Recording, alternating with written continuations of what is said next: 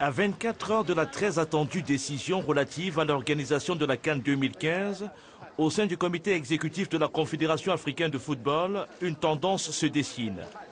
De plus en plus de voix s'élèvent pour s'opposer au report de la compétition prévue du 17 janvier au 8 février.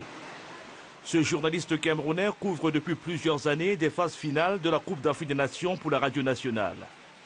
Comme certains membres de la CAF, il estime que le report de la CAN 2015 pourrait priver l'instance tutélaire du football africain de ressources vitales. Ce report, à mon sens, aurait des conséquences lourdes, aussi bien pour le pays organisateur que pour les pays participants, parce que programmer un événement de cette envergure de longue date et brutalement le reporter serait suicidaire pour toutes les parties.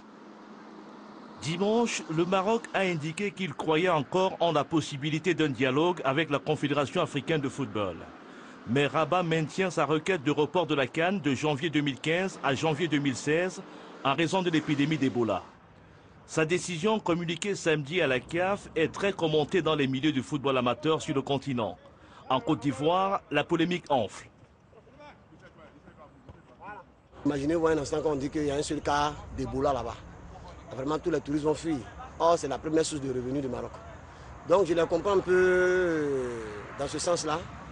Mais j'aurais préféré qu'ils ne refusent pas. Un petit report serait quand même intéressant parce que le Maroc aussi est un pays africain.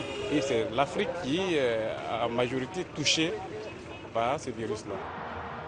En attendant la fin mardi de l'imbroglio autour de la CAN 2015, les sélections africaines poursuivent de manière imperturbable leur préparation. Ce week-end vont se disputer les matchs comptant pour la 5e journée des éliminatoires de la prochaine phase finale de la Coupe d'Afrique des Nations.